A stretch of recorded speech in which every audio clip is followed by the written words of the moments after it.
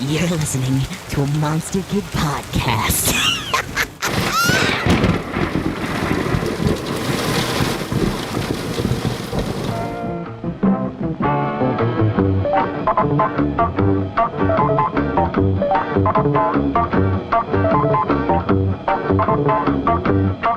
Now are we unmuted? Now we're unmuted. Oh, thank God. Hey! All right. We're unmuted finally now, here. and I know, you guys really, after weeks. can hear us. After weeks. We were here last week. Well, not No, we physically weren't. here. Oh, that's right. Yeah, I was here last week. Yeah. What's your fucking excuses? I'm know. kidding. Your excuse was I'm that- kidding. It was my fault. You stupid little Which we should also wrong just, boy. like, if anyone was worried, we should just quell. Lewis obviously did not have COVID. He is safe. So he worried us all for nothing. Yeah. I like to waste He's a everyone's little time. hypochondriac. When I can, if I can waste someone's time and energy and force them into an uncomfortable situation when it's not necessary, by golly, I'm going to take that opportunity. Hello and welcome to episode 94 of Random Movie Roulette. Thank you to the wonderful people joining us live. I see we got Jordan, Mark in the chat. Thank you guys so much for joining us.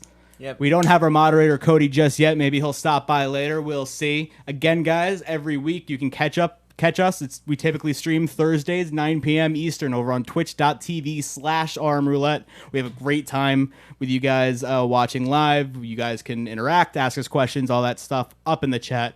We always have so much fun with you, and it's the best part of doing this stuff live now. Yeah. So this week we got kind of a big one, guys. The people at Neon were kind enough to provide us with a difficult screener for Brandon Cronenberg's new film Possessor. That comes out in a couple weeks, I think. It's not too far off. Almost 1 week, I want to say. October 2nd, I believe the release I was. think you're right. Yeah. Yeah, and it'll probably going right to Hulu, so you'll Yeah. be able to watch it there. You'll be able to check this out VOD very, very soon. And that's a good thing, and we'll get into that Yeah. in a little bit. Guys, how's it feel being back in studio? Are we ready to go? Studio C, man. Studio C men. It feels so good. Does it smell like I weed miss just like it different. used to? We got a This new. leathery couch, Yeah, we got a that. banner. We got some other things with our logo on Yes. it that we'll show you later on. We will address this at the midpoint and not a moment sooner. Don't get ahead of yourselves. Speaking of getting ahead of ourselves, why don't we check out the trailer for Possessor?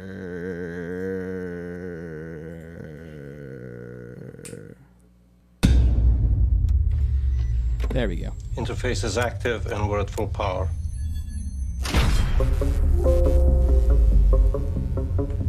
What's your levels this time? You just make sure you pull the trigger on the way out.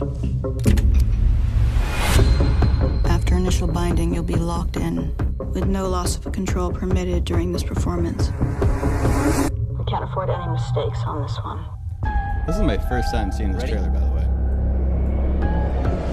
1, 2, 3, 4, 5, 6, 7, 8, 9, 10.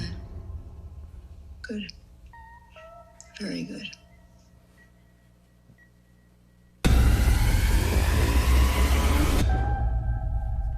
Suck it, Tenet.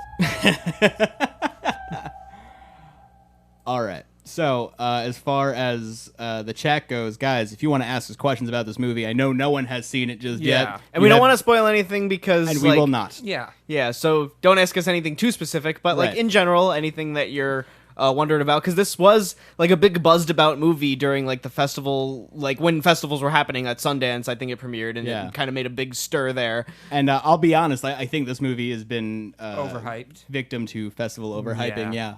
And I, of course, it happens this year of all years. I like, you know, we're excited to see a movie. Like at this Yeah. point, like it doesn't need to be anything impressive. I do want to note before we get too into the bones of this. We kind of had like a suboptimal viewing experience of this. Yeah. Would you say it's fair to say? So the people at Neon were kind enough to send us over a screener. However, it was a streaming. It may have been my internet connection, but it was pretty low quality stream. It didn't look great.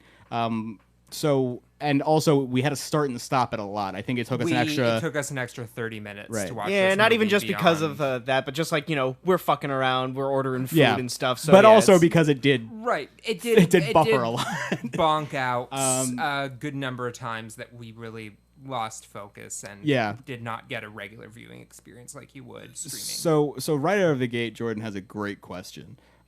Scale of Videodrome to history of violence. How hard to watch is this movie? Again, we should address this is a Brandon Cronenberg film. Brandon Cronenberg is David Cronenberg's son. Yep. The comparison has to be made. I would say it's like a Scanners level. I'd say it's less so. It's not as impressive. No. By any means. But by either Videodrome or A History of Violence, I'd say it's less impressive than almost anything I've seen from his father. He's not asking about impressive. He's specifically asking how hard to watch is the movie. So see, because I don't really know the is the that in terms comparison of- between like them as being like the scale, because like I think Videodrome is excellent. Like I love Videodrome. Yeah, I don't me think too. I don't think that's a hard movie I'm to watch asking, at all. is it in Like, terms of like violence and gore, like which is Yes. more disgusting to watch, or is it like in terms of boredom? And I don't know. I believe he's referring to graphically. like Yes. graphically. Yeah. Well, then it is Again, like it's a weird little claim because less Videodrome's than- pretty gnarly, and like I don't know compared to History of Violence if it's like History that of much Violence, I don't remember with any particular. I don't even think you've seen History of Violence. I No. mean, it's more Probably not. graphic than a History of Violence, but Okay. a History of Violence is more emotionally traumatizing and engrossing.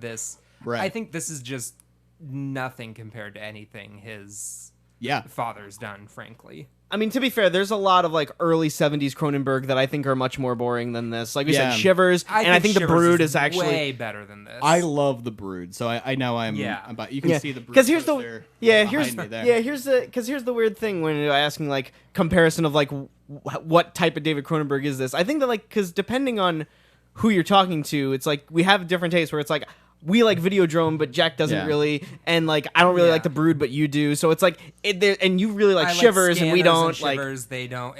So it's like there's like your tolerance may vary with a lot of this, we but all like The Fly. And here's the thing. I feel like the way this question was answered, we came right out of the gate with negative thoughts. It's not a terrible movie by any means. I think it's fine, and I think with just the hype it had coming out of the festival circuit as it is now, I was kind of expecting more. Which I don't think was unreasonable given the amount of hype here. They said that this was like there was so much of the narrative was about how gory and difficult to watch this movie was. There's like 2 gore scenes and neither are particularly distressing in any way. I would almost say like it felt less like you're watching a Neon movie and more like you're watching like an IFC movie. Not to disparage movies that IFC releases, but you did. it feels like something that even in a year that wasn't this year would have gone straight to streaming. Fair enough. Yeah. Yeah, I think that's fair. There's cool stuff here. I should also note this is billed as the uncut version, and Neon's been really specific about that in their marketing leading up to the release. The version they're releasing in theaters is the uncut version. I'm assuming that means that the version they showed at festivals and stuff was the cut version, circumcised version. So maybe that means it's a tighter version. I just think it smells worse. Oh God, this is a podcast for children. Yeah, so but like I was expecting so much more. Yeah, I was from the gore and everything. I was kind of a little nervous going in because like I think when movies are specifically built around like how like gory and disturbing they are, like they kind of like I watched Audition like a few months ago and I was like scarred, like I was like visibly mad because of how like specifically like disgusting it was with its like kind of torture gore and shit like that. But whereas like with stuff like this, it's like if you're used to watching horror movies where there's like, you know, people get like, you know, stabbed and blood shoots out and stuff like that, it's like there's nothing here that's gonna make you too squeamish. Like yeah. Again, not to be braggarts, but we watch a lot of this shit. Like especially since we started this fucking podcast. Like we've watched like the gamut. We have run the gamut of gore and depravity. I think. I mean, since meeting you, Jack, I've watched Solo. You fucking monster. I didn't make you watch Solo. I know, but it's not a coincidence that I had never seen it before I met you. Let's keep that in mind. And Jordan, was saying specifically he's not a body horror guy. I think he'll be fine. I wouldn't worry about that at all. This is not body horror. Yeah. Although I will say that there's the shot when it's like, so we didn't really say what this movie's about. So it starts, the woman played by Andrea Riceborough, and she is like part of some company, like it's like an Inception company where like they hire you to go. She's an assassin who kills people for this company by possessing the bodies of people who are closely associated with the targets, essentially, to make it look like some murders of passion or whatever. Through a process that is exhausting to her both physically and mentally, like damaging to her both physically and mentally. It's like they have like this little like Inception thing where you like put on a headset and you lay down and then like you're transported into the body, and it's like this whole company. That's the thing. I don't understand like what like the ins and outs of like specifically like this. How this company works. Like, I don't think you need to know, but it's just like... I mean, from the get-go, it's a great concept. I think at its core, like, Jack, right before you watched this movie, you, like, read the plot, and you were read the synopsis, and it sounded great. It sounded perfect. It sounded like Inception. It sounded like Tenet. It sounded like Scanners. Yeah. It sounded like all these things where sci-fi meets kind of espionage thrillers meets other things, but it was just... so rarely did it reach that, really. Yeah, you know what was a movie I was thinking about a lot during this was Piercing. Because Piercing was another movie we got at like a horror festival. Lots of yellow. Yeah, like neon lit, kind of like, you know, and it's like, again, like kind of similar where it's like, oh, these like crimes of passion, like lovers, like this isn't the same guy from Piercing, right? Christopher Abbott, like the main, like the other lead actor. He was the lead actor in Piercing as well. Oh shit! So that's the other reason why I was thinking about it. Okay. If you don't know what we're talking about, Nick Pesci's Piercing we saw at Brooklyn Horror 2018, I believe, and it was pretty fucking cool. You can check that out if you go into our podcast archives. It's one of our Brooklyn Horror Festival episodes. Yes, that was a movie where it's like. I think that like visually and musically and stuff like that, it was way more. It was like way more, I guess, cohesive. Yeah, and because this one, it's like there's a lot of like neon imagery and stuff like that, and stuff that did look visually very cool. But again, it's not a lot of slow mo indulgent shots. It's super indulgent. This is an hour and 40-minute movie. Again, we had to start and stop this, so this could be just that affecting my perception of this. It feels like you could easily trim 20 minutes off of this, no problem. Yeah. I think there's also a lot shots linger very longer than they need to the point where I get that Brandon Cronenberg is in charge here. It's not us, and he gets to decide what we look at and for how long we look at it. There is a certain extent that we have to accept that. I genuinely believe that. I also think that if you keep doing that, you're hindering your narrative, which is the hole I think he kind of fell into here. It loses your engagement. This movie moves too slowly. There's no real getting around that. It doesn't captivate you the way it kind of does in the first like 10 minutes or so. Yeah, because there is like it starts off with like kind of like shows like an example of like what this company does. Like she goes into this body or something, and it's a pretty effective sequence. But it's really like, cool. Yeah. There's nothing that really kind of like I guess lives up to something like that. Until like maybe the last 10 minutes of the movie. Well, and there's like scenes where people do die are great. It's just they're very far and few between, and you don't get a lot of tension so much as just gore and then it's over. It seems to be kind of a jack of all trade, master of none situation. Like it delves into these different genres. It is this psychological thriller. It's an action movie. It's kind of conspiratorial. Body horror, and it does none of them very well. It does an okay job, I think, at them, but I don't think it really nails it on any front. And I think that because there is a bit of a loss of like character engagement after a while, because like I really thought that like when the movie starts and it's like you see like the traumatic effects that going into these bodies and experiencing these deaths and stuff does to her when she comes back into the real world, and how she like has to try to readjust herself, like she has to like get used to speaking like how she normally does and stuff like that. And I thought that the movie would go into that more, but like once she goes into Christopher Abbott's body, we're with him for basically the whole rest of the movie. We don't really see anything.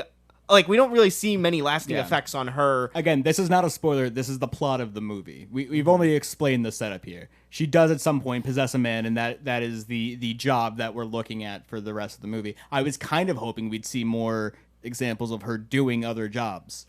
You know what I mean? Like I think they could have done a bit more in the beginning to flesh out the world. It's not necessarily like it's not necessarily vital. I think we get the idea, but I don't think it would have hurt to add some character to it, to get more of an idea of how she's feeling going into this. It would have been easier to kind of attach to her and to kind of be on her side more as she's going through this. Yeah, and then also, I think in the piercing comparisons, that movie is very gory and shocking and bloody. But like again, there's central characters, like the two characters that we're following throughout that. It's like we understand their dynamic, their relationship to each other, and I think that this movie also tries to do that same thing with like the people that she possesses and then the people that she's tasked with killing. But like, there's not a lot of dialogue in this movie. It's a very like when people talk, it almost feels kind of strange, or it's like you've gone so long without hearing people talk because again, shots linger and they linger on. Like it's a very quiet movie and it lingers on like shots for a long time, and it's also like the score is very like sparse, so it's not even like there was like a Bang and Electric score going on in the trailer. It doesn't really sound like that throughout most of the movie. It's honestly it's a pretty quiet movie for most of the way through. There are these scenes where she's we'll say she's facing some mental tribulations, and this is where it happens a lot. And this is kind of where it falls back more on these visuals. That to me, it falls back on this yellow lens flare thing a lot that they like to do. This kind of chromatic aberration effect that they throw across the screen a lot to kind of show like the tumultuousness going on in her mind. Yeah. I think that wears off very early on. I think they could have done more to express it. There's at some point flashing imagery. None of that I think really drives anything home. I maybe if you dig through it, you can divine more from it. But it felt more like just a nonsense series of images and audio to kind of convey that she's in trouble, and it doesn't really feel. This stuff doesn't feel specifically related to her character. For at least for how long it goes on for, and for how often it comes up. I feel like they could have done more with it. I mean, I do feel like the scene when she like, it shows the scene when like she goes under like into the thing, and then she is possessing the body, and it shows like the body, her body deteriorating, and then like the other body, like his body being built up, and that was like I think a really cool imagery trick. And there is a lot of like which is like epileptic stop motion looking kind of photography. Yeah, there's a lot of like epileptic like lighting going on. Right. Which again, if that's something you're sensitive to, just fair warning that there's a lot of flashing imagery in a lot of sequences. But yeah, I think that like I was kind of mesmerized during a lot of those scenes just because of like all like the visual stimulation that it's like flashing at you, and I would have honestly been more about it if the movie had utilized that a little more, like because again it's like long stretches where it's like not really anything story related is happening, but also not a lot of character stuff is happening either. Well, also when you had these neon scenes with the frame rate that our screener was going at, it was hard to make out some we were dipping under like 20 frames per second. It seemed like pretty often. It was definitely a suboptimal viewing experience. Yeah, and I'm trying as best I can not to let that hinder me. Like I'm trying to give the credit that like yes, the neon lighting, the imagery it does look very stimulating, and it's like a lot of like creative use of like lighting and editing and stuff. But it's definitely stimulating. I just think it's overused. I don't think it's used enough. Really? Like, it might be like specifically overused in the very few sequences where it does like it overuses it a lot in like maybe like a 2-minute burst. Yeah. But like again, the movie it doesn't really go back to that a lot. I wish there was more of a use of like weird kind of cool futuristic architecture or something. Like if this is the future, just one of those things I always remember about Cronenberg is when he'd shoot in Montreal and stuff and how noticeable architecture was and things like that. Just like trying to really incorporate your set design with the angles you're shooting at and colors and all that. And here the sets weren't really so remarkable. It was just put pretty colors on things and shoot weird angles in slow-mo. Right. Not always a bad strategy. No. I just don't think it quite carried this movie the way he was hoping to. This movie, however, has gotten a lot of great reviews. It could be that this is just not for us. We should point that out. A lot of people seem to have enjoyed it. I don't know. It's weird. It seems like this should be for us because we do like, a lot of these, sometimes like a slow burn thriller with like a lot of like body gore and stuff like that. It should seem like something that we would like. I'm definitely going to give it another watch and just see. Yeah, I'm sure that once it gets added to Hulu, I'm curious if they will alter the movie before releasing I it. don't think so. This seems to be the version that they're releasing. This is the uncut version that they've been kind of pushing in their marketing. I have a feeling that this is the version that's going to be released. It like there's a lot of full frontal nudity, but no full penetration. So it's still pretty palatable. There's a few pieces. It gets close, but It gets close. Yeah, there are times where you kind of question it, but no full. there are some penetration. excessively horny moments during this movie. Super horny movie. A lot of it just like there's one point where I feel like they're just showing a straight up like porn clip, and not disguised very well. The guy's job is interesting. Again, we won't get too far into details, but when you get caught up in their lives, the people that the person will say that she's possessing and the people that she's affecting by possessing that person, the drama of their lives is interesting, but I don't think they do enough to flesh it out to make it really stand out. There's a turn in the third act that I think kind of hinges on there being more of a connection to those people, and without it, I don't think it landed the same way. Again, we have to talk in these vague terms. I don't want to ruin anything, but I just think that there's a lot of missed opportunities here. But performances, there are great fucking performances in this. Yeah, I think Andrea Riceborough, from what we see of her, like again, she's Yeah. mostly present during the first like 20 minutes or Yeah. so, but then like we do kind of lose her after she like possesses Christopher Abbott. And yeah, she's really good. I think she did sell like the kind of like like physical trauma of like going through this, and like how mentally like she's trying to like still stay afloat. But Right. Sean Bean's a lot of fun, I guess, for for the scenes that he's in. I just think he sells the character Yeah. really well. Jennifer I Jason think Leigh Jennifer is in the Jason movie. Leigh, She's same thing. pretty good. She's yeah. fun. She does Yeah. her role. Yeah. I didn't recognize her, which is a weird thing. I don't know how. Once you said it, I was like, of course. She But has bangs. that's it. Yeah. That's it. All a woman has to do is have bangs, and I will never recognize you. You ever see those pictures of like Zooey Deschanel with bangs and without bangs? It's like that's a Different completely person? different person. Yeah. It's She like looks like wa- a sister in one. And We've been watching Gilmore Girls, my boyfriend and I, and like every time Rory has bangs in later seasons, he's just like, "Why does she have bangs? It's Dude, not right." listen, I think the bangs work for Rory Gilmore. Gilmore Guys podcast is coming at some point. Don't promise. There already is one, but we're gonna make our own. I love Gilmore Girls so much it's unhealthy. But that's not what this episode is about. We're talking about the exact opposite of that. Brandon Cronenberg's Possessor. I'll tell you what though, I'm down to watch more Brandon Cronenberg shit. I'll tune in for the next one. I think there's a lot of talent. Yeah, there. I think it's the kind of potential. it's kind of the same thing with David Cronenberg, where it's like Yeah. you look at a Yeah. lot of his early '70s movies, and it's like there's inklings of like a good idea here. There's a lot of like creative uses of gore and horror imagery, but again, very slow paced. And it's like if the pacing bothers you, it's kind of gonna like It's just always yeah. gonna bother But I think it's you. like yeah, there's potential again for him to make like his Videodrome The Fly, where it's like this really like toned down like kind of like pitch perfect tonally and Yeah. stuff. And I gotta say, it's gotta suck to be constantly compared to your father. Like by just using his last name, like there is already like Yeah. just And making and But to playing be in a fair, similar he genre made a that he would. movie that's very similar to something his father. yeah, would totally. His style is Once similar. upon a time. But that's bound to happen too. Like I imagine like he wasn't like unaware of his father's films growing up. Again, I don't know a lot about this guy. But I also that idea just makes me very happy. That's just Can you kind of imagine just adorable. watching The Fly and being like, "Ugh, my dad made this." Dude, if my dad made The Fly, that would be the coolest yeah, shit ever. fuck. Are you fucking kidding me? You're saying Or Yeah. the shivers, like I mean, just all the gross stuff that's in every Cronenberg movie. I'd be all about it. I'd be like, Dad, you're a real fucked up guy, and I dig it. But then again, that's me now. Well, Criterion Collection is releasing Cronenberg's Crash soon, so I There you am go. looking forward to checking it out. That is one of the few Cronenberg movies I have not seen. and Seen yet. Dead Ringers is on Amazon. I keep meaning to watch that, and I haven't. That's another one. But we're not talking about David Cronenberg. We're talking No, about this is his Brandon. son. He has to answer for his own crimes. Again, it's really not that bad. It's fun. It's an okay movie. There are points of it where I think it's really good.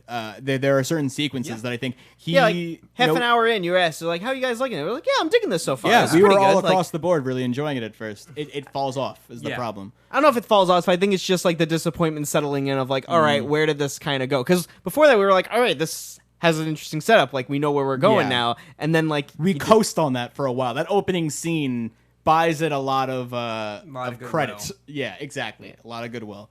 Yeah, this is not his first movie. He directed a movie called Antiviral in 2012. Yes. Antiviral is a movie I'm aware of. It's really cool. I've always wanted to watch it. I just never got around to it. The concept, I think, is that like people pay to get like celebrity diseases, more or less. And visually, that looked really cool. It had similar kind of looking trailers. Yeah. I wonder if it's kind of the same situation. I The wouldn't be poster too looked shocked. a lot like the poster for Promising Young Woman, which you guys didn't Which get you to will see. never, which we will never No, see. None Yeah. of you will ever see. And you know what? I don't My think the treasure. embargo ever went up on that movie. Like, I don't know if we could talk about it. I would love to just, like, have, at this point, have just, like, an want this- episode where I you just talk remember, about like, it. checking the date for when the soundtrack was going to come out, and I Yeah. was just like, please at least release this. And they pushed that. Yeah, Jack saw a movie that does not exist. Yes. Doesn't exist Yeah. anymore.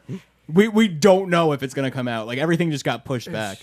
No Like, Time all to of Die Disney's is stuff still just got coming out. shifted. It's not. I have to believe either it's going to go, like, to theaters for 2 weeks and then straight to VOD, or I think they're going to delay it. Dune is absolutely not happening this year. I think they've already said Dune isn't happening this year. Did they? Yeah, they. Well, they I mean, as far they as definitive, pushed we've got West Side Story and Black Widow. both out of 2020. Yeah, so those are like official. Soul is still holding on to its spot in because they keep November. saying they're gonna put that on Disney Plus and do the Mulan Wonder Woman's thing. Which still seems doing the thing. Christmas. I thought Wonder Woman was supposed Wonder to be Woman was supposed to be October. October. It just got pushed to Christmas, Yeah. which is why Dune isn't coming out in 2020 Right. anymore. And why that trailer didn't have a release They're both date. WB, so they shifted things down. And you know what? I'll be honest. I don't think we're gonna get it in December, but that's just me. I think we're gonna push that back. Marvel made the very smart move, I think, of just pushing Black Widow back to May 2021. I think by then more people will be in theaters, still distance and everything, and at like a minimum capacity. But We'll see. We thought good people were going to timing. be there by now, and yeah, but I mean, it's been the writing's been on the wall since July that we weren't gonna have it by now, but people kind of seem to refuse Yeah, that's a to James accept Bond that. song that I. Oh yeah, Anyways. I fucking Yeah, but, give that up. More on James Bond. I saw later. the that announcement that Black Widow moving to 2021 means that 2020 is the first year since 2009 that there haven't been a Marvel Yeah. movie, and someone posted the picture of like Martin Scorsese in his like bathrobe. Like, meanwhile, Elizabeth Olsen's just sitting on a pile of cash waiting Dude, for fucking WandaVision to drop. WandaVision looks great, Yeah. and Falcon and Winter Soldier, the very little I've seen of it, looks great. Yeah. I'm ready for it whenever they Mandalorian, drop that's what's going to have to keep us all it. Yeah, sane. and I will guess. subscribe to Disney Plus after those seasons, and for 1 month watch them all, Yeah, and I'm then just using Jason's. That's how unsubscribe. he's keeping me in our relationship. I don't want to be involved in it. Jordan has seems to Disney agree with us. Plus. WandaVision does look awesome. Hell yeah, Jordan. I hope we get some more announcements on unreleased dates, because it's starting to set in that, like, God, movies are being slow. But you know what? At least we have something to look forward to. We're going to be watching a whole bunch of new movies pretty soon. We're going to be covering Indeed we are. the Night Stream Film Festival, guys. I'm so fucking excited for Yeah. this. you know what's weird? This should be like my ideal year where it's like no blockbusters, Yeah. just indie movies and fucking cool, and it's like. Just indie movies, crying and masturbating with your tears. Yeah, that should be what I want. And now I'm just like, please, let me just see something blow up. I'm so Yeah. Does anything blow up in Devil All the Time, Mike? Oh yeah, did you watch it? Robert Pattinson's accent certainly does. Did you watch the movie? I did not watch the movie, no, but I saw this clip I of Robert haven't either. Pattinson with like, he's like, I got a southern Okay, you are accent. screaming and peeking. Hold on 1 second. Robert Pattinson should be selling me Kentucky Fried Chicken with that accent. Kentucky Oh, Fried now I'm Batman. peeking. All right, guys. I think we're gonna have to wrap up the Possessor talk Yeah. before we move into our next topic. So, guys, final thoughts on This is not a very possessing movie. didn't possess my attention. That's No, for damn no. But sure. if you are possessed to watch Yeah. this at any point, it will probably be on Hulu in the next couple weeks or so. I would say that it's certainly worth a watch because like I said, with Cronenberg and again, I don't want to keep comparing him to his father, but like, you know, It it's has to. this Yeah. movie kind of fits into the realm of what he does, You where know- it's like, yeah, your tolerance may vary depending on like your pacing preferences and stuff. So it's like this might really work Yeah. for you, it might not. But If you like, it's didn't still worth see giving it a Tenet shot. this year and you want to satisfy your techno thriller itch, here you go. Guys, again, so this is gonna be out for you guys all to watch pretty soon. So maybe by the time you actually hear this. So if you do check out Possessor, please hit us up on Twitter at Arm Roulette. We want to know what hit you us up on thought our about it. Discord, because we're probably gonna we're Trying to bring it back. Yeah, because sorry we let Discord die, but I've actually been Okay. using Discord in my daily conversations. To clarify, Discord was a thing we offer to patrons. We have it. It's always been there. We still give it to people, but no one's really talking in it. We're trying to bring that back in a pretty creative way. I guess this is a good way to segue into our break conversation, our midpoint conversation. Let's talk. Let's do a little housekeeping. We guys good for housekeeping?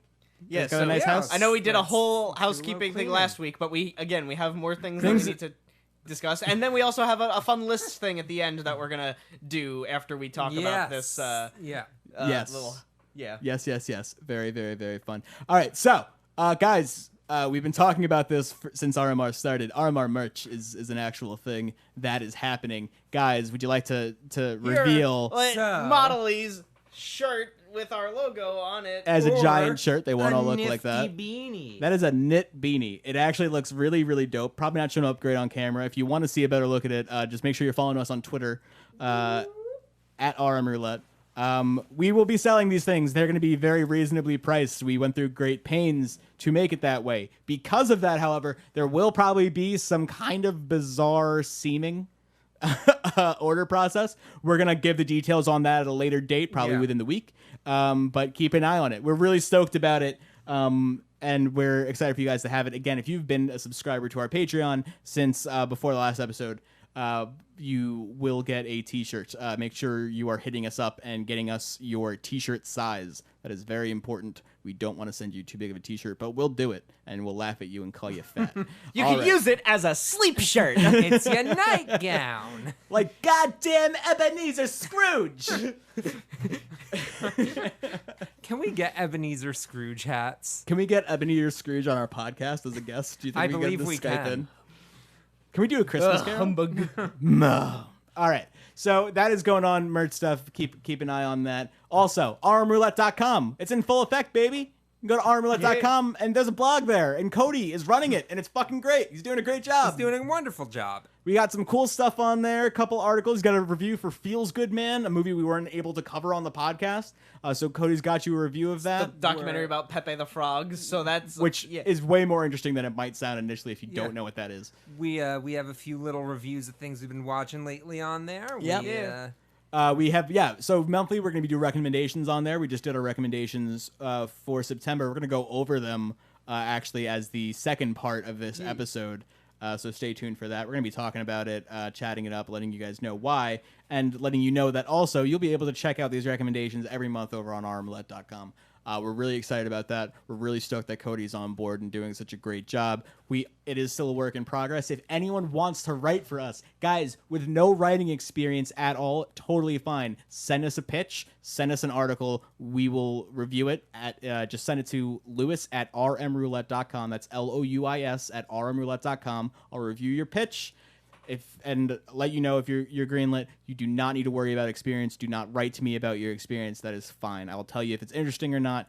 I'll say go out and write it if you want to. You can send it back to me. I will review it and edit it from there. We'll get it up there. We want to, help voices. We are not at a point right now where we can offer payment. We should be very upfront about that because it drove me fucking crazy when I never knew what I was applying to, if it was paid or not. We can't pay right now. We're going to pay as soon as this website makes any sort of money. The money will be going to our writers, not to us or for any show costs. This is kind of a separate thing, a thing we're trying out, and a thing we're really excited about. So feel free to join it. Speaking of paying for things, again, money keeps coming up in this little break segment, but Patreon still happening, baby. We still got it after this episode.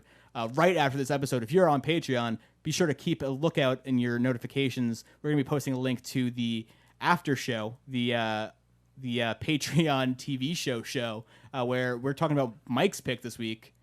One of the best episodes of Hey Arnold and one of the best episodes of children's television, probably of all time. Very excited to talk about that with you. And we already have the last week's episode on Lewis's Courage the Cowardly Dog picks, and that's already up there. And that's available for everyone on our Twitch. If you go to twitch.tv/armroulette, you listen to our Blair Witch episode. You can listen to that whole episode at the tail end of our Blair Witch episode. It's included in that stream. So feel free to check it out. That is the only place for you to get it if you don't have Patreon. this next episode and future episodes will not be included on there. But that's just kind of a free preview to give you guys an idea of what we're doing. We're really excited about it. That is the guaranteed patron perk. Every week after we record these episodes, we are going to be delivering one of those bonus episodes to you. Jack will be suggesting us an episode of a television show for next week to cover, and we'll keep going around in circles like that. We got big plans coming up, guys. We're really fucking stoked. RMR 100 is coming in November. We'll have more details for you on that very, very soon. We're so excited. Thank you guys so much for listening again, for being on Patreon, for coming to see us live on Twitch. Jordan, Mark, thank you guys so fucking much. Cody out there fucking editing our shit and being just the fucking man and super helpful and kind and thoughtful. All the Monster Kids, we love you guys so much. None of this would be possible without you. And we're excited for the future of this. You know, we have stumbled a lot, but I think we're continue to do new and fun things, and I hope you stick around with us for this this weird ride we're on. Enough of all of this. Let's get back to that good old-fashioned content that you guys like so much. So let's talk about those picks that we wrote about, and we could like talk about them a little bit more in depth. And then we got the list thing that we want to go through. Not the random movie roulette list that we're picking from, because it's Jack's host picks next week. But we found a list online, and we want to talk about it a little bit. I forgot that's what we changed it to, which is why I brought up the other thing. But yeah, let's talk really quick about our suggestions. Why not? Fuck it. So my first thing that the thing that I wrote about was the Super Mario 3D All-Stars that they released for Nintendo Switch. It's Mario 64, Mario Sunshine, and Mario Galaxy in a package. They didn't up-res the games at all, which they up-resed it, but they didn't like do anything to it. Like, it's the same thing as like if you just ran an emulator on your computer. Like, the same graphical improvements you would get on there, you get on this. No, yeah, but I think it's like, I don't mind, like, because Mario 64, like, there's a charm to those graphics and stuff, so I don't mind that it, like, you know, retains those old graphics. Can you play as Yoshi? Well, I don't think any of those games have Yoshi, because they don't. Oh no, that's not true. I'm sorry. Sunshine, you can. Yeah, you can ride Yoshi in can Sunshine. Yeah, but they didn't include Mario Galaxy 2, which Yoshi is a very prominent character that you could play as. But I'm sure they're gonna. Yeah, I'm sure they're gonna like do a DLC release for Mario Galaxy 2 or whatever. And then also thinking about this this game series, that it's a limited release, so it'll only be available from like now until like March of next year, which is a bullshit thing. And to explain, Nintendo, from what it seems like, got hit particularly hard with COVID stuff. Like, it really slowed down their production, so they don't have a lot to release this year. This was like their big their big, like, low effort release to sell a lot, and they want to make a lot this. It's kind of strange that they're struggling after COVID. Animal Crossing became like the highest selling game ever. Like, well, I mean, gamers are so impatient, man. like you have to have like 3 smashes a year. Yeah, but honestly, I think for me, like, in any other year like this, like the type of like just like strategic release schedule for like their corporation, whatever. But for me, I'm like, I need something to like keep me afloat, and if like I can get like these 3 old games, which I didn't play a lot of, like I didn't have a GameCube when I was a kid, so I never played Sunshine. I didn't have an N64. I played Mario 64 on like emulators and stuff in the past, but like I really want to like get a chance to like fully play these games. Yeah. And I think that like Lewis, I know you have a very love-hate relationship with Sunshine.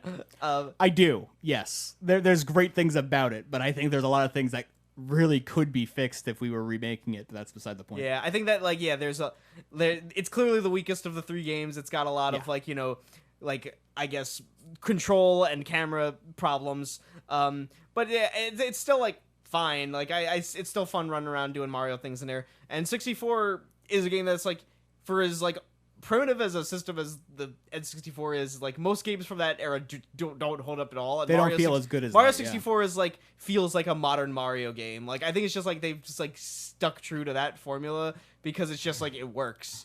And then Galaxy is just miraculous. Like Galaxy is like a beautiful like cosmic experience where it's like I'm trying to like hold off on playing too much of Galaxy. Like I'm playing a lot of 64 and Sunshine, jumping back and forth between them, and I want to finish those 2, and then I just want to like fully just like give myself to Galaxy. That's another one that seems like it could use like a profound rework for the Switch though. Just what's the one big problem with Galaxy, like the controls, it's like they still have the Wii, motion control, the Wii motion controls. That's so it's like I have to like use the thing to point, and because Yeah, that's kind of frustrating a little bit.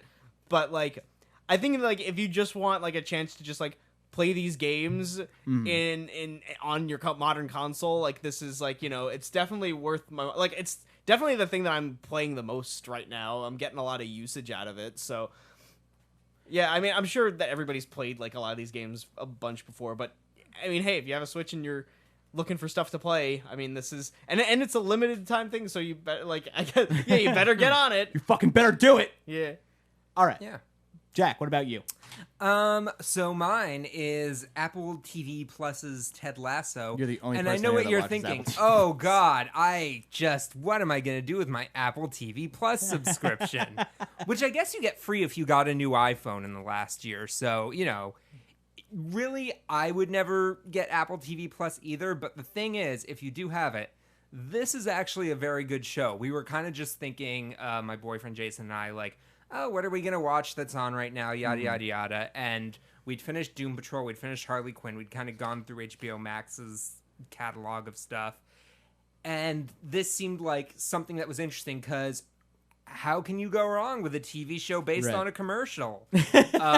Cavemen did it great. So this was a commercial that Jason Sudeikis did for ESPN where an American football coach is hired to become a British football coach and doesn't know anything about it.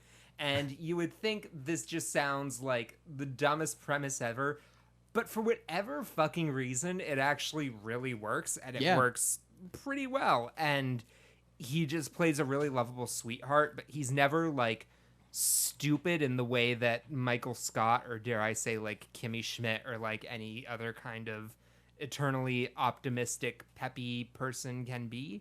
Like, he has faults, he has, you know, personal issues and things like that. It's really just like when your dad pats you on the back and tells you like a stupid joke. That's like the tone of this series. Okay, and that's fun. It's cute, it's sweet, it's fun. It's a good, you know, time. It's a good 30-minute show. It's fun. It does keep you coming back each week. There is a good supporting cast, and you know, I mean, there's not much to it, and I don't know how many people are watching it, so that's all I can really say. Right. You know, it's just if COVID times are getting to you, if you're just feeling down in the dumps and you want something new to make you feel good, this is the thing to do it. Right on. You know, for what it's worth, you know, we can trash it for a commercial becoming a TV show we want. That premise works, I think, better for a TV show probably than it does for a commercial. So cool. I actually very much want to check this out. Jordan mentioned the comment and the chat here that Jason Sudeikis is one of the most underrated comedy actors of the last 10 years. Yeah. And to fight him, and I agree entirely. He's fantastic. We don't get enough Jason Sudeikis. So my thing, and this will be the briefest, I think, of the three of us, Shizo Oshimi's Blood on the Tracks. This is a horror manga that I came across, and this is like a second-hand recommendation. I was first recommended this by Eyepatchwolf, not personally, but on his YouTube channel. He makes great video essays. This is a horror manga that absolutely shook me to my core. It follows, all I'm willing to say is that it follows the most just disturbing mother-son relationship I've ever seen in any form of media. It is not incestuous, if that is where your mind goes to. It's something more sinister and more disturbing, and it's such a troublesome feeling it gives you every time you read it. It is not like horror in the way that I think, like, you know, recently I talked to Test Pattern about Junji Ito and his art that's been kind of blowing up a lot, and that kind of disturbing imagery. It's not that. It's not supernatural in any way. It's just about people, and the art is not super stylistic. It is, however, very expressive. It focuses so much on facial expression. You get these big splash pages of just people's faces, and it is so disturbing in the context of the thing. I can't even really put words to it. There are a lot of things to tiptoe around. I don't want to ruin anything, but let's just say mother and son go on a hiking trip. Some unexplained events occur between mother and son, and those events kind of just destroy their relationship and mental state. I know you said it's not incestuous, but mother and son on hiking trip just sounds like the Sounds like beginning of incest porn? every Yeah. incest porno. Yeah. Japanese mother son incest porno. It's way more clever than that. It's Outdoor public exhibitionist. nude MILF. Forced Hot knee mommy fetish. milkies. My honker donker boinky doinkies. It's fucking great. I really, really highly recommend it. It is Blood on the Tracks in the United States. If you're looking for it online, the Japanese name is Chi no Wadachi, so you can look it up under that. It's a great time. All right, Right. now it's time to talk about something else. Something Mike apparently has been very angry about. Very. Said I'm going to post this on the Discord Very so that way incensed anybody has a about. link to this list and you could look through the selections yourself. Tell us what you think of them. So IndieWire recently Mike, put out I need you to just lower that phone because it's too close to that. So IndieWire put out a list of their selections for the top 55 best cartoon animated series of all time, and it caused quite a stir about people's arguing about the placements and what they included. So we're gonna go through them and see what deserves to be there, what doesn't. Number 55, we're starting out with Popeye the Sailor. I mean, if you're classic. yeah, I'm not including gonna classic debate stuff, yeah, that. that's fine. let's get to the highlights here. Let's just keep running through. Yeah. Pokemon. Okay, No. sure. No, okay, based on popularity, it absolutely needs to have a place on that. It is one of the most culturally significant things we've had happen in the last 30 years. Of course, that has to be on the yeah. list. Dexter's Lab is next. That's a good Great show. Great show. Should probably Yeah. be farther down. Like lower or higher on the list? Like it should be higher ranked. Okay. Alvin and the Close to one. Chipmunks. Come on now. Yeah, Like, Alvin and the Chipmunks, I cartoon. think belongs there as well. If you consider cultural I think impact by as part of this. comparison, other things. Rugrats Rugrats is belongs next. on there. Rugrats really Absolutely. good. One of Yeah. the first Nickelodeon shows, and it still holds up at least the first 4 seasons or so. Reboot does not Yeah. belong. See, that's Yeah. the thing where it's like Throw that away. cultural significance. It was the first 3D CG animated It's show, a but fucking it's like meme. Let's move on. 49. Scooby Doo, Where Are You? I think that there are better Scooby Doo shows than the pup original. named Better ones, Scooby-Doo but is the best one. The original one is still the original one. So if you're going by influence and things like Yeah, that, I but get if you're that. going by original and then influence, the next one on this list is Teen Titans Go. And I've looked through this list. Teen Titans original is not on this list. So I Yeah. think I don't give a shit about Being clear, cultural influence or I anything like anymore. Teen Titans Go a lot. I don't think either show should be on this list. Oh, I disagree. I think Teen So- Titans should be on this list, but it's not, which is And bullshit. then we got the fucking Flintstones. Flintstones, don't diss the Flintstones. Guys, they are fucking pissed in the chat about Teen Titans Go. Also, let me They just are say, not having it. other thing I should say I'm into, the Flintstones DC Comics is literally like the best comic I've heard read it's in fantastic. years. Yeah. I have screenshots I will share later, but it's amazing. Anyway, Next, Superman the Animated Series. which I feel like no. I'm not a big fan of. No, I think Batman. My Little Pony Friendship is Magic. Yes, I've never seen it. I can't. I Remember. think you don't get a whole legion of bronies without some kind Fair of enough. influence that Yeah. show Cultural has. impact I've again. never seen it, but Yeah, but again, a cultural impact. It's weird what they choose to pick for cultural influence. Look, if a gross person came to it at some point, then that's important. And we all need to right. note Here's C-Lab some gross people. 2021. Yeah, some gross people probably came to this show, C-Lab 2021. It's just weird because it's like there are better there are better. underneath the water. No, C-Lab 2021 is so fucking good. I'm just so stoked. You know about what though? this one. Venture Brothers is not on this list. I Yeah, remember bullshit. that. That's pissed me weird. off. Venture That's Brothers bullshit. isn't on this list. Neither is a lot of there are again a Family lot Guy's better. not on here, and Well, not that I want to well, be fuck- like, oh, great Family Guy, but like I feel like if you're talking about something that's had a huge influence. In Oh the yeah, last first 3 years, seasons of Family Guy. Also, Yeah. I rewatched those early episodes recently. They're so fucking good. Yeah. Yeah, so but clever, so funny. That's the thing. I don't know what they're basing a lot of this on. Maybe I should have just read Yeah. their description a little better. But They're basing it on getting us Off of, angry "Hi, and I'm talking a it. stupid, nostalgic IndieWire 36-year-old who made a No, list they're basing it who on likes what Alvin will- and the Chipmunks? It's like what will get the 90 kids all riled up, exactly. which we've got. Rocco's Modern Life at number 43. Every 90 kid's favorite it's show. good. No, it's certainly as I think it's shown fine. by. then Gargoyles. I've heard is very good. This is So- one, yeah, I haven't really dived in too much myself. All right, DuckTales original DuckTales. Yeah, I'm fuck sure. yeah. Yeah, it probably deserves to be there. And then we're moving on to the next one. Next up on the list is Samurai Jack. How do we feel? I have not watched this show, I've but never This is seen one it. I could never get into. I've tried. yeah, I do I've not never. Like it. oh, it's weird. I thought for some reason I thought that it seemed like something you really liked. It's like in my alley, but it's just not for me. Jordan said Samurai Jack is lower than he thought. Yeah, there's something. He doesn't believe that Family Guy should be on this list. No, yeah, it he shouldn't. does believe Venture Bros should be. I still gotta stand by Family Guy. I just think that like if Alvin and the Chipmunks is on this list, like Seth MacFarlane's had an influence. He on also cartoons. points out that Dexter's Lab should not be lower than Alvin and the Chipmunks, which is Yeah, there's a lot of things on here where it's like the placement is the biggest problem. Where it's like, why is this higher Yeah. than this? Yeah. Gurren Lagann, which I know is one of Technical difficulties. I know is one of the very most important animes, but I haven't seen it. Freakazoid, like No. No. then we got like then Boondocks. Okay. Boondocks makes sense. Now this one is Avatar: The Last Airbender is 36. This is a Sorry, disgustingly low placement. Yeah, and then it's like from this point out, everything else, it's like, okay, Foster's really? Home from Imaginary Friends is above that. Did Yeah. anyone think Foster's Home for Imaginary Friends would be on this list at all? I think that's a great show. It is good, but I it's like like it, it's but it's weird. not It's weird top the shows 50. that they pick from like specific eras. Yeah, but that's true. and now it's like everything going forward. It's like we're gonna be like, really, is this better than Avatar?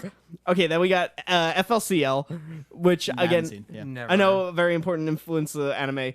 Then this one, close to my heart, SpongeBob SquarePants. I know that like it's probably hindered by the later seasons. I think if like in a world where Family Guy doesn't get in, neither should this, because I think Yeah. they had the same track record. Family Guy went seasons and then- downhill way harder than SpongeBob. Oh, strong No, disagree. no, Those come bullshit, It's same dude. You level. have rose-colored glasses. Those later episodes of SpongeBob are unbearable. Yeah. they're unwatchable. Okay, for every SpongeBob gets a splinter, there's like 10 Quagmire's sister gets domestically abused. So, Okay, listen. All right, whatever. Move on. all right, Powerpuff Girls, the originals series. Yeah. Even though they used the I- picture for the reboot, but I love Powerpuff Girl. I think that's great animation. I think that's a really 31 fun is show. Over the Garden Wall. But again, one should probably be higher. But Yeah, that's a good one. then we've got after that, home movies. How do Home we movie. like I this? fucking love home movies. Okay, Home yeah, movies I haven't definitely seen needs this to be show, on here. but Frisky Dingo. Do you like this? Frisky Because I know never you like seen Archer, Frisky but Frisky like, Dingo is like the predecessor to Archer. I haven't seen it, but I've heard good all right. things. Sailor Moon. I never watched it, but I know it has a big following. Right. And Flux is actually, I actually do think like I've seen some of like the I've seen the some of it, episodes. It's yeah. pretty cool. It's a pretty cool show. Then Rocky and Bullwinkle. It's like this one. It's like, come on now. Rocky and Bullwinkle has a place, but it should be lower. Yeah, like it should be in the Popeye Flintstones part of the list, Once not upon the a time, yeah. yeah. Although there is some smart humor. Then to we it. got Ren and Stimpy, which of the Nickelodeon shows, it's like I understand it being this high. It's kind of gross to talk about because of John K. And Yo, and the chat's fucking heating up right now. They Is are it about not- Avatar? What's No, going about this down? whole list. They're fucking. We told you this was gonna be. this is why we had Mark to talk and about Jordan it. are losing their shit right now. Yeah, and they're cartoon people, so Yeah. they should know. I trust them. What's some of the things that they're saying? What the fuck is Frisky Dingo doing up here? This list is pissing me off. Too strap low. Powerpuff Girls. Strap it, we're just- SpongeBob too low. Yeah, strap in. We're in the top Yeah. 25 now. Number 20. 24, Beavis and Butthead. I guess it's that weird era of like It's late Mike 90s Judge, adult right? shows. Yeah. I've never enjoyed watching this show. I gotta say. 23 is South Park. Yeah, well, if we're talking about hindering from later seasons, South Park. I think really. I do think though, like at some point, South Park's later seasons had like kind of a bell curve. Like they were bad, and then there was like a slight got uptick at good. some point, and then it went back. I down feel like pretty now, harsh. especially, that life has just gotten crazier than South Park ever could have made Yeah, it. and it's South Park making just- fun of like the Trump thing. It was just such a mess because like Yeah. it's not funny. Yeah, than what's actually I happening. basically like Or swore more off South terrifying. Park the season they decided to make fun of like PC and safe spaces. I'm yeah, like, when I'm like they really really how showed fucking their boomer shit. Yeah. Yeah. 22 Mobile Suit Gundam. I've never seen this, but I can imagine it's kind of the same thing with Scooby Doo. I've talked to a lot of Gundam fans. I have a lot of friends who are anime fans. There are probably a lot of much better Gundam shows than Yeah. the original. 21 Phineas and Ferb. This is a show I'm way too old for. I have no nostalgia for, but Phineas and Ferb's a great show. Yeah. It is. Yeah, it's kind of thing that like it reached a point Richard where like O'Brien yeah. of Rocky Yeah. Horror Picture Show. it's one of those things that reached like the kids who watched it are now old enough to be nostalgic about it Yeah. on the internet. So I We do are. I am overexposed to a lot of like like I guess love for it now because like again I'm Phineas and Ferb seems to have brought peace to the chat. Okay. Has anyone watched the Disney Plus The Possessor movie? No, Let us yeah. know. Yeah, again, it's a show I have. I don't have. I mean, nostalgia obviously, for. I fell off on later seasons, especially when they crossed over with every Disney property possible, be it Star Wars or Marvel or. I forgot that happened. I will say this we were though, too old any for that. every episode of Phineas and Ferb I've ever seen has always been like I feel like I see the same episode where it's like, hey, where's Perry? And then like Perry does his thing, and then it's like, Doobie doobie doo. Yeah, I think that's just every cartoon that there's formulaic like elements to it, but ultimately I think the originality of it shines through. Mark right. has seen the Candace movie, the Phineas and Ferb movie on Disney Plus, and he said it was pretty good. Okay. And that their Star Wars special is pretty good too. all right, number 20. Now we're in the top 20 is the Justice League show, 2001 to 2004. Bruce It's Timm. a good show, but I would not put it in the best of all. I've seen a lot of it and have no attachment to it. It's I fine. mean, it goes to it does the same thing that Batman the Animated Series does, but we're gonna get to that anyway. I just 'cause of I course don't that's think gonna it be on does it this as list. well as Batman the Animated Series, which makes sense why it's I lower, think it does, but just yeah. does it in hour-long shows, but we're not talking about just. All right, DCA 19 stuff. is Clone High.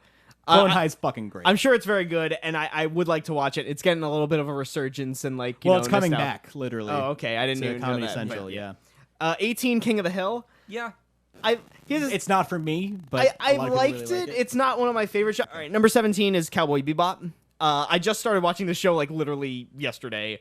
And it's again, it's one of Baby's first anime. That's the thing with any anime on this list. It's like the very like kind of like obligatory like white boy white intro to anime type of stuff. But Naruto does not make this list. good. Well, I mean, there's something to say for it to be a show that like broke through multiple demographics. Yeah, I think transcends. Yeah. that's worth noting. Yeah. And then number 16, another one of those classic animes, Neon Genesis Evangelion. I like it. I watched it. I like it. I've been told by many people that it's like it's gonna change your life. You have to watch it, and then it's like, Okay, you have to stop with that shit. yeah, it's like kind of the reason why I'm kind of not wanting to watch it. It's It's a the same good thing with show. Twin Peaks. It's the same thing with Twin Peaks, where everybody's like, "It's the most transcendent, amazing thing you'll Yep. ever experience," and I'm like, I don't want to watch it now because There's too much pressure. when I watch it, and I'm like, yeah, that was fine. I'm I gonna don't get crucified. want my world blown. All right, and then number 15. All right, I know it's a meme. Rick and Morty. Rick and Morty's a great show. I'm sorry, I'm not going to It's back great. down off It's of not this. number 15. I completely disagree. I think that that if the fan base wasn't as fucking ridiculous as it is, this show is one of the most original, creative, and well written things that's come out in the last 30 years, let alone animated shows. I think 15 is honestly a little high for it. I think there's a huge Jordan is pointing out there is a recency bias, he believes. I think it's the opposite. I think it should be higher if it wasn't for the backlash against the fandom. I think maybe It's saying a this brilliant list show. has a recency bias. A Well, little no, bit. he's saying specifically Rick and Morty being number 15 is recency bias. Number 14 is The Tick. The Tick is great. I haven't seen the cartoon, but the I never liked it. I think recent Toon show Disney is played great. it. All right, 13 is Adventure Time.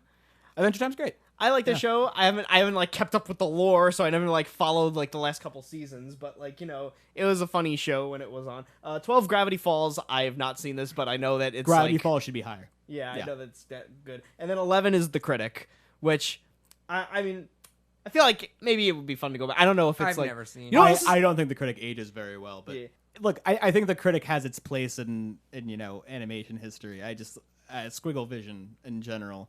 But I always want to comparing it to things like home movies because of Squiggle Vision, and I think home movies just fucking. You know what else? I just way realized better. Duckman is not on this list. Which I mean, I haven't seen Duckman, I haven't but seen I know Duckman either. But yeah, but I- that's one people love. it seemed like that Duckman seems like probably a more, I guess, Mm-hmm. fitting show than that. Okay, now we're in the top 10. Number 10 is Animaniacs. Animaniacs. I mean, I haven't really Great seen show. it, but Also having a literal resurgence soon. all right. Now number 9. This is where we gotta be like, come on now, it's Big Mouth. I love Big Mouth. No, it is not number 9 best show of Yeah. all best animated show of all time. Absolutely not. It's great. It's fantastic. I put it at maybe like 45. Number 8 is And the chat's mad again. all right. yeah. Again, as they should be. This fucking. Oh lord. Yeah. And I love how it's in the chat. It's 2 people. It's Mark and no. Jordan upset. Yeah. All right. Number 8. Bob's Number 8 Burgers. is Bob's Burgers. Bobby. Great. Sure. I tried watching. It's kind of the same thing with King of the Hill, where I'm like, I watch it. It's cute. It's charming. I never thought it was like hilarious. Like, I think that first season is greatness. I think after that, it's good. It's very, very good, but it's never recaptured that. All right, and number 7, Space Ghost Coast to Coast. Fuck yes. Really? Because arguably higher. This show's fucking brilliant, groundbreaking, so But important. Venture Bros. Yeah, Venture should Bros be not on even this list. higher, if Harvey any. Birdman's Yes. not on Venture the Bros list. should be the highest adult. Venture Swim Bros show. should probably be number one. Yeah. I think. As far, I mean, like if you just like consider like narratives, like it just did Yeah. that the best. Yeah, number 6, Steven Universe. Has Again, a huge following. I never I've never watched seen it it. again. Then number 5 were the top 5 Batman the Animated Series. Series. Yeah.